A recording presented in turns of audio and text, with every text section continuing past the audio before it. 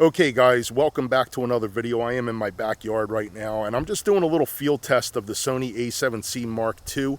I'm using a 20mm G lens on the front here, and this is a vlogging setup, if even people vlog anymore. I feel like camera sellers are still using that as a marketing strategy to create vlogging cameras, but I really don't know how many people are vlogging anymore. If you're still vlogging, link below. Let me see your vlogs. I feel like everybody now is in content creation mode. So they are making their reels, they are making their TikToks and you know, YouTube shorts. And I feel like this is a perfect camera for that because it is a small camera. It is a compact camera.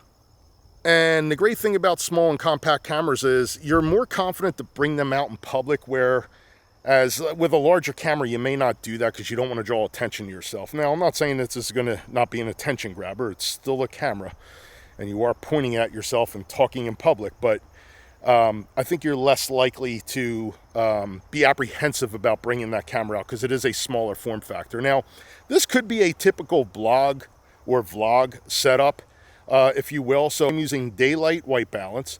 I'm shooting 4K 24 frames a second, 422 10-bit. I am using Sony's Picture Profile 11. That is S Cinetone. That's going to require the least amount of grading straight out of the box.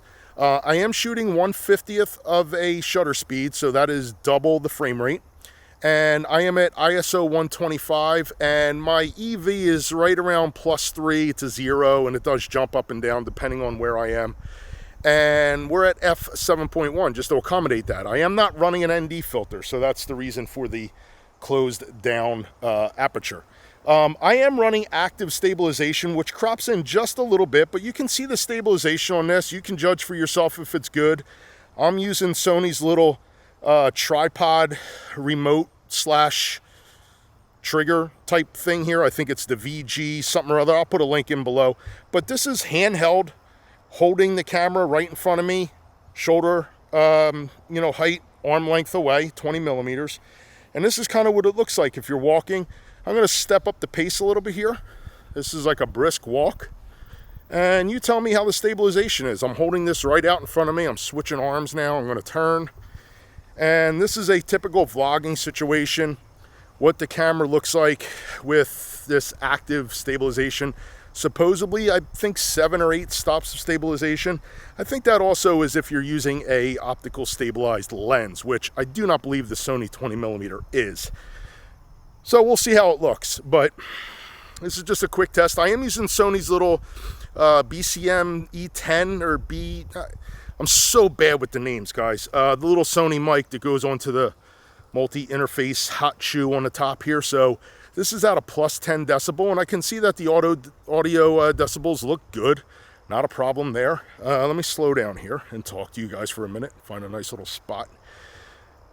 I don't know. What do you guys think? Is this a viable option? Is this a good option for vlogging, if people are still vlogging?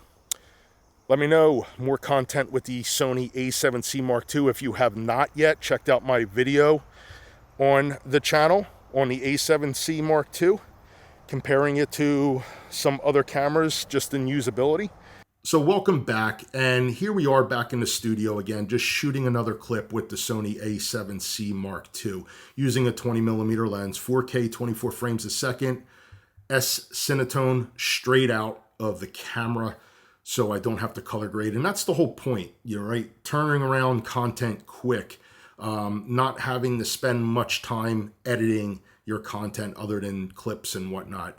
And I want to give you real user experience, real world user experience. I am not a Sony ambassador. I have no skin in the game. I don't care if Sony sells a camera or doesn't. I don't make any money either way.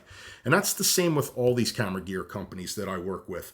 I use Sony, I use Leica, I used Canon and Nikon. I've used them all, Fujifilm. I am not owed anything by anybody. They do not send anything to me for free and tell me that I must make, any kind of content. So I'm just here to show you real user, real world experience. So this is what you're going to get straight out of the camera. I don't know if this works for you or not, if this fits your workflow, but I always try to just be honest and unscripted and just give it to you straight from my mouth to the screen. And hopefully you like that kind of content. I can't judge for you. I can tell you that I am pleased with the camera. I love the functionality and the usability, and I think it is a very powerful camera for what it can do. But I can't tell you if it's going to fit your workflow or not. And as far as comparing it to other cameras and whatnot, I mean, that's, we'll get into that down the road when I create more content, hopefully, with this camera, and you guys are interested in that. But I'm just showing you the product straight out of the gate, and hopefully you can make that decision for yourself. Okay, I will see you on the next one.